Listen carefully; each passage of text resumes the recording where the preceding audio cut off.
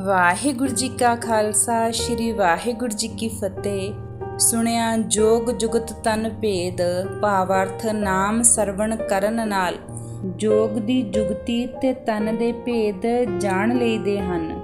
ਸਾਖੀ ਕਸ਼ਟ ਜੋਗ ਤੇ ਭਗਤ ਜੋਗ ਦੀ। ਸ਼੍ਰੀ ਗੁਰੂ ਨਾਨਕ ਸਾਹਿਬ ਜੀ ਜਦ ਰਾਜਾ ਸ਼ਿਵਨਾਵ ਦੀ ਨਗਰੀ ਵਿਖੇ ਪਹੁੰਚੇ ਤਾਂ ਰਾਜਾ ਸ਼ਿਵਨਾਵ ਜੋ ਅੱਗੇ ਉਡੀਕ ਕਰ ਰਿਹਾ ਸੀ, ਹੱਥ ਜੋੜੀ ਆ ਹਾਜ਼ਰ ਹੋਇਆ ਤੇ ਨਿਮਰਤਾ ਸਹਿਤ ਬੇਨਤੀ ਕਰਕੇ ਸਤਿਗੁਰਾਂ ਨੂੰ ਆਪਣੇ ਗ੍ਰਹਿ ਵਿਖੇ ਲੈ ਗਿਆ।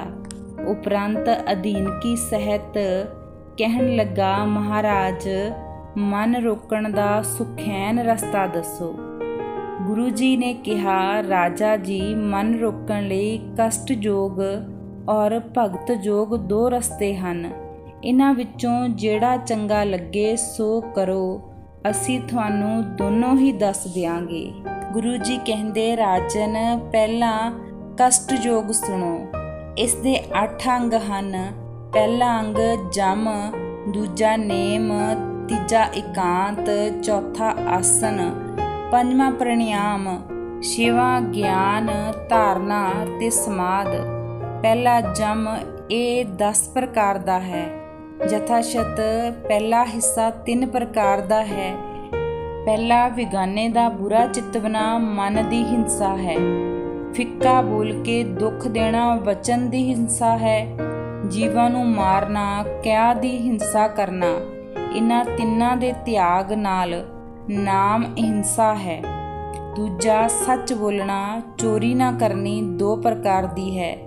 ਪਹਿਲੀ ਤਨ ਦੀ ਚੋਰੀ, ਕਿਸੇ ਦੀ ਚੀਜ਼ ਚੁਰਾ ਲੈਣੀ। ਦੂਸਰੀ ਮਨ ਦੀ ਚੋਰੀ, ਪਾਪ ਕਰਕੇ ਛੁਪਾ ਲੈਣਾ। ਚੌਥੀ ਬ੍ਰਹਮਚਰਿਆ, ਕਾਮ ਤੋਂ ਬਚਣਾ। ਇਹ 8 ਪ੍ਰਕਾਰ ਦਾ ਹੈ। ਪਹਿਲਾ ਇਸਤਰੀਆਂ ਦੀਆਂ ਗੱਲਾਂ ਕਰਨੀਆਂ।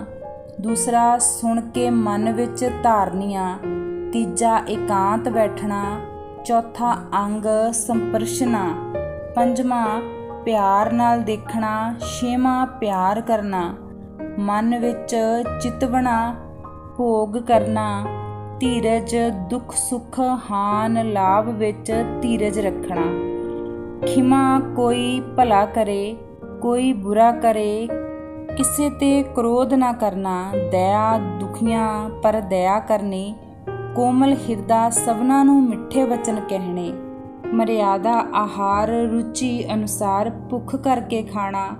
ਪਵਿੱਤਰਤਾ, ਜਲ ਮਿੱਟੀ ਨਾਲ ਇਸ਼ਨਾਨ ਕਰਨਾ। ਨੇਮ ਇਹ 10 ਪ੍ਰਕਾਰ ਦੇ ਹਨ। ਤਪ ਇੱਕ 3 ਪ੍ਰਕਾਰ ਦਾ ਹੈ।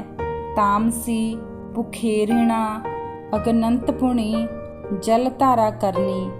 ਰਾਜਸੀ, ਕੁਕਰਮਾਂ ਵੱਲੋਂ ਇੰਦਰੀਆਂ ਰੋਕ ਕੇ ਸ਼ੁਭ ਕਰਮਾਂ ਵੱਲ ਲਾਉਣੀਆਂ।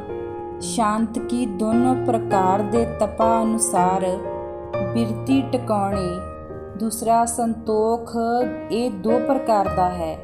ਜੋ ਚੀਜ਼ ਹੱਥ ਨਾ ਆਵੇ ਤੇ ਮੂੰਹੋਂ ਸੰਤੋਖੀ ਕਹਿਣਾ, ਇਸ ਦਾ ਹਿਰਦਾ ਸ਼ਾਂਤ ਨਹੀਂ ਹੁੰਦਾ। ਜੋ ਕੁਝ ਪ੍ਰਾਪਤ ਹੋਵੇ ਉਸ ਵਿੱਚ ਸੰਤੋਖ ਰੱਖਣਾ, ਜਸ਼ਾ ਲਾਭ ਜਾਂ ਸੰਤੋਖ।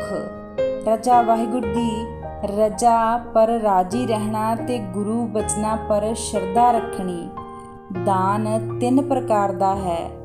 ਤਾਮਸੀ, ਕਲਹ ਕ੍ਰੋਧ ਕਰਕੇ ਦੇਣਾ। ਰਾਜਸੀ, ਜਸ਼ ਲਈ ਦੇਣਾ। ਸ਼ਾਂਤ ਕੀ, ਨਿਮਰਤਾ ਸਹਿਤ ਦੇਣਾ। ਪੂਜਾ ਮਨ ਕਰਕੇ ਕਰਨੀ। ਅਨੁਸਾਰੀ, ਗੁਰੂ ਸ਼ਬਦਾਂ ਅਨੁਸਾਰ ਵਰਤੋਂ ਕਰਨੀ ਤੇ ਉਹਨਾਂ ਨੂੰ ਹੀ ਪੜ੍ਹਨਾ, ਸੁਣਨਾ ਔਰ ਵਿਚਾਰਨਾ। ਸਿਧਾਂਤ, ਆਪਣੇ ਗੁਰੂ ਸਿਧਾਂਤ ਤੋਂ ਉਲਟਿਆਂ ਦੀ ਗੱਲ ਹੀ ਨਾ ਸੁਣਨੀ। ਬਿਰਤੀ, ਸ਼ਾਂਤ ਸੁਭਾਵ, ਮਿੱਠਾ ਬੋਲਣਾ, ਨੀਵੇਂ ਹੋ ਕੇ ਚੱਲਣਾ। ਮੌਨ, ਪਾਠ ਕਰਦਿਆਂ ਕਿਸੇ ਨਾਲ ਕੋਈ ਗੱਲ ਨਾ ਕਰਨੀ। ਹੋਮ, ਲੋੜਮੰਦ ਸਿੱਖਾਂ ਨੂੰ ਪ੍ਰਸ਼ਾਦ ਛਕਾਉਣਾ। ਇਕਾਂਤ ਵਿੱਚ ਰਹਿਣਾ, ਜਿੱਥੇ ਕਿਸੇ ਦੀ ਆਵਾਜ਼ ਵੀ ਸੁਣਾਈ ਨਾ ਦੇਵੇ। ਆਸਨ ਇਹ 2 ਪ੍ਰਕਾਰ ਦੇ ਹਨ। ਸਿੱਧ ਆਸਨ, ਥੋੜੀ ਜਿਹੀ ਮਿੱਟੀ ਪੁੱਟਣੀ, ਉੱਪਰ ਘਾਹ ਪਾਉਣਾ, ਉੱਤੇ ਕੱਪੜਾ ਵਿਛਾਉਣਾ। ਖੱਬੇ ਪੈਰ ਨਾਲ ਗੁੱਦਾ ਦਬਾਉਣੀ। ਸੱਜਾ ਪੈਰ ਇੰਦਰੀ ਪਰ ਧਰਨਾ। ਧਿਆਨ ਨਾਸਾ ਦੀ ਕੁੰਭਲੀ ਵਿੱਚ ਰੱਖਣਾ। ਪਦਮਾਸਨ, ਸੱਜੇ ਪੈਰ ਉੱਤੇ ਖੱਬਾ ਪੈਰ ਧਰਨਾ, ਖੱਬੇ ਹੱਥ ਉੱਤੇ ਸੱਜਾ ਹੱਥ ਰੱਖਣਾ। ਦੋਨੋਂ ਬਾਹਾਂ ਪਿੱਛੇ ਨੂੰ ਕਰਕੇ ਦੋਹਾਂ ਪੈਰਾਂ ਦੇ ਅੰਗੂਠੇ ਫੜਨੇ। ਧਿਆਨ ਜ਼ਮੀਨ ਜਾਂ ਨੱਕ ਦੀ ਕੁੰਭਲੀ ਵਿੱਚ ਰੱਖਣਾ। ਪ੍ਰਣਾਯਾਮ। ਕੁੰਭਕ, ਰੇਚਕ, ਪੂਰਕ। ਕੁੰਭ ਮਨ ਦੀ ਸੁਰਤੀ ਟਿਕਾ ਕੇ ਸੱਜੀ ਸੁਰਤ ਤੋਂ ਪ੍ਰਾਣ ਚੜ੍ਹਾ ਕੇ ਅੰਦਰ ਠਹਿਰਾਉਣੇ। ਰੇਚਕ, ਖੱਬੀ ਸੁਰ ਵੱਲੋਂ ਸਹਿਜੇ ਸਹਿਜੇ ਪ੍ਰਾਣ ਉਤਾਰਨੇ। ਪੂਰਵਕ, ਖੱਬੀ ਸੁਰ ਵੱਲੋਂ ਸੱਜੀ ਸੁਰ ਦੇ, ਸੱਜੀ ਸੁਰ ਵੱਲੋਂ ਖੱਬੀ ਸੁਰ ਦੇ ਵਿੱਚ ਚੜਾਉਣਾ, ਉਤਾਰਨਾ। ਇਸ ਤਰ੍ਹਾਂ ਕਰਨ ਨਾਲ ਤ੍ਰਿਕੁਟੀ ਦਾ ਰਸਤਾ ਖੁੱਲ੍ਹ ਜਾਂਦਾ ਹੈ ਤੇ ਪ੍ਰਾਣ ਦਸਮ ਦੁਆਰ ਵਿੱਚ ਜਾ ਠਹਿਰ ਜਾਂਦੇ ਹਨ, ਜਿੱਥੇ ਪਰਮ ਜੋਤ ਦਾ ਦਰਸ਼ਨ ਹੁੰਦਾ ਹੈ। ਗਿਆਨ। ਪਰਮ ਜੋਤ ਵੱਲ ਧਿਆਨ ਲਗਾਉਣਾ ਇਹ ਦੋ ਪ੍ਰਕਾਰ ਦਾ ਹੈ। ਬਾਹਰਮੁਖੀ ਮੂਰਤੀ ਵਿੱਚ ਧਿਆਨ ਲਗਾਉਣਾ। ਅੰਦਰ ਮੁੱਖ ਸ਼ਬਦ ਵਿੱਚ ਮਨ ਨੂੰ ਜੋੜ ਕੇ ਪ੍ਰਿਥਵੀ ਵੱਲ ਜਾਂ ਨੱਕ ਦੀ ਕੁੰਭਲੀ ਵੱਲ ਅਥਵਾ ਨਾਭੀ ਜਾਂ ਦਸਮ ਦੁਆਰ ਵੱਲ ਧਿਆਨ ਕਰਨਾ। ਧਾਰਨਾ। ਧਾਰਨ ਕਰਦਿਆਂ ਜੋ ਸੰਕਲਪ ਵਿਕਲਪ ਮਨ ਵਿੱਚ ਉੱਠਣ ਉਹਨਾਂ ਨੂੰ ਹਟਾਈ ਜਾਣਾ ਤੇ ਧਿਆਨ ਨੂੰ ਲਾਈ ਰੱਖਣਾ। ਸਮਾਧ। ਜਦੋਂ ਮਨ ਅਸਥਿਤ ਹੋ ਜਾਵੇ। ਇਹ ਦੋ ਪ੍ਰਕਾਰ ਦੀ ਹੈ। ਸਰਵਿਕਲਪ ਗਿਆਨਤਾ ਧਾਰਨ, ਤੇਜ ਵੱਖੋ ਵੱਖ ਜਾਣਨਾ। ਨਿਰਵਿਕਲਪ ਸਾਰੇ ਆਪਣਾ ਰੂਪ ਬ੍ਰਹਮ ਸਮਝਣਾ। ਭਗਤ ਜੋਗ। ਇਸ ਦੇ ਵੀ 8 ਅੰਗ ਹਨ। ਜਸ਼ ਮਨ ਨੂੰ ਨੀਵਾਂ ਰੱਖਣਾ ਅਰਥਾਤ ਗੁਣ ਵਾਲੇ ਹੋ ਕੇ ਵੀ ਨਿਰਮਾਣੇ ਰਹਿਣਾ। ਨੇਮ ਸਤ ਸੰਗਤ ਕਰਨੀ, ਕਥਾ ਕੀਰਤਨ ਸੁਣਾਉਣਾ। ਇਕਾਂਤ ਸਾਰਿਆਂ ਵਿੱਚ ਇੱਕੋ ਪਰਮਾਤਮਾ ਪੂਰਨ ਜਾਣਨਾ। ਆਸਨ ਚਿੱਤ ਬ੍ਰਿਤੀ ਨਾਮ ਵੱਲ ਜੋੜਨੀ। ਪ੍ਰਣਾਯਾਮ ਪੂਰਵਕ ਗੁਰੂ ਸ਼ਬਦ ਸੁਣ ਕੇ ਆਪਣੇ ਵਿੱਚ ਖਿੱਚ ਲੈਣਾ। ਕੁੰਭਕ ਸੁਣ ਕੇ ਸਮਝ ਕੇ ਹਿਰਦੇ ਵਿੱਚ ਵਸਾ ਲੈਣਾ।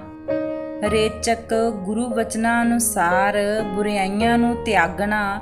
ਧਿਆਨ ਗੁਰਬਾਣੀ ਪੜ੍ਹਨੀ ਸੁਣਨੀ ਤੇ ਅਰਥਾਂ ਵਿੱਚ ਗਿਆਨ ਰੱਖਣਾ। ਧਾਰਨਾ ਮਨ ਨੂੰ ਸੰਕਲਪਾਂ ਵਿਕਲਪਾਂ ਤੋਂ ਰੋਕ ਕੇ ਗਿਆਨ ਨੂੰ ਜੋੜੀ ਰੱਖਣਾ। ਸਮਾਧ ਇਸ ਪ੍ਰਕਾਰ ਜਦ ਮਨ ਸੰਕਲਪਾਂ ਵਿਕਲਪਾਂ ਤੋਂ ਰਹਿਤ ਹੋ ਕੇ ਘੜੀ ਦੋ ਘੜੀ ਟਿਕ ਜਾਵੇ। ਹੇ ਰਾਜਾ ਜੀ, ਜਿਸ ਤਰ੍ਹਾਂ ਇੱਕ ਦਰਖਤ ਦੀ ਸਿਖਰ ਟੀਸੀ ਤੋਂ ਦੂਜੇ ਦਰਖਤ ਦੀ ਟੀਸੀ ਪਰ ਕੀੜੀ ਨੇ ਜਾਣਾ ਹੋਵੇ ਤਾਂ ਅਨੁਭਵ ਕਰ ਲਵੋ ਕਿ ਦਰਖਤ ਦੀ ਟਾਹਣੀ ਦੇ ਰਸਤੇ ਜ਼ਮੀਨ ਪਰ ਹੋਣ ਤੱਕ ਕਿਤਨਾ ਸਮਾਂ ਲੱਗੇਗਾ ਔਰ ਜ਼ਮੀਨ ਉੱਪਰ ਤੁਰ ਕੇ ਦੂਸਰੇ ਦਰਖਤ ਤੱਕ ਜਾਂਦਿਆਂ ਕਿਤਨੀ ਮੰਜ਼ਲ ਲੰਘਣੀ ਪਵੇਗੀ ਅਤੇ ਫਿਰ ਦੂਜੇ ਦਰਖਤ ਦੇ ਮੁੰਡ ਤੋਂ ਚੜ੍ਹ ਕੇ ਕਿਸ ਵਕਤ ਟੀਸੀ ਪਰ ਪਹੁੰਚਾਂਗੇ। ਪਹਿਲਾਂ ਤਾਂ ਇੱਕ ਦਰਖਤ ਤੋਂ ਦੂਜੇ ਦਰਖਤ ਤੱਕ ਜ਼ਮੀਨ ਰਾਹੀਂ ਪਹੁੰਚਣਾ ਹੀ ਔਖਾ ਹੈ, ਕਿਉਂਕਿ ਰਸਤੇ ਵਿੱਚ ਕਈ ਜਗ੍ਹਾ ਪਾਣੀ, ਚਿੱਕੜ, ਟੋਏ ਟਿੱਬੇ ਤੇ ਰਾਈਆਂ ਦੇ ਪੈਰ ਹੇਠ ਆ ਕੇ ਮ੍ਰਿਤੂ ਹੋ ਜਾਣੀ ਅਵੱਸ਼ ਹੈ। ਪਰ ਜੇ ਔਖੀਆਂ ਘੜੀਆਂ ਲੰਘ ਕੇ 100 ਵਿੱਚੋਂ ਕੋਈ ਇੱਕ ਅੱਧ ਪੁੱਜੇ ਵੀ ਤਾਂ ਅੰਦਾਜ਼ਾ ਲਾ ਲਵੋ ਕਿ ਉਸਨੂੰ ਕਿਤਨਾ ਕਸ਼ਟ ਉਠਾਉਣਾ ਪਿਆ ਹੋਵੇਗਾ। ਇਸ ਦੇ ਉਲਟ ਵਿਹੰਗਮ ਜੋ ਪੰਛੀ ਹੈ ਉਹ ਦਰਖਤ ਦੀ ਇੱਕ ਚੋਟੀ ਤੋਂ ਉੱਡ ਕੇ ਸਹਿਜੇ ਹੀ ਦੂਜੇ ਦਰਖਤ ਦੀ ਚੋਟੀ ਪਰ ਜਾ ਬੈਠਦਾ ਹੈ, ਜਿਸ ਨੂੰ ਕੋਈ ਦੁੱਖ ਕਸ਼ਟ ਕਲੇਸ਼ ਸਹਾਰਨਾ ਨਹੀਂ ਪੈਂਦਾ ਔਰ ਸਮਾਂ ਵੀ ਬਹੁਤ ਥੋੜ੍ਹਾ ਲੱਗਦਾ ਹੈ। ਸੋ ਇਸ ਪ੍ਰਕਾਰ ਕਸ਼ਟ ਯੋਗ ਦੇ ਭਗਤ ਯੋਗ ਹੈ। ਕਸ਼ਟ ਯੋਗ ਕੀੜੀ ਮਾਰਗ ਬਤ ਦੁਖਦਾਈ ਹੈ ਤੇ ਭਗਤ ਯੋਗ ਪੰਛੀ ਮਾਰਗ ਬਤ ਸੁਖਦਾਈ ਹੈ। ਇਹਨਾਂ ਵਿੱਚੋਂ ਜਿਹੜਾ ਤੁਹਾਨੂੰ ਚੰਗਾ ਲੱਗੇ ਸੋ ਧਾਰਨ ਕਰ ਲੈਣਾ। ਇਹ ਸ੍ਰੀ ਗੁਰੂ ਨਾਨਕ ਦੇਵ ਜੀ ਦਾ ਮਨ ਟਿਕਾਉਣ ਦਾ ਉਪਦੇਸ਼। ਵਾਹਿਗੁਰੂ ਜੀ ਕਾ ਖਾਲਸਾ, ਸ੍ਰੀ ਵਾਹਿਗੁਰੂ ਜੀ ਕੀ ਫਤਿਹ।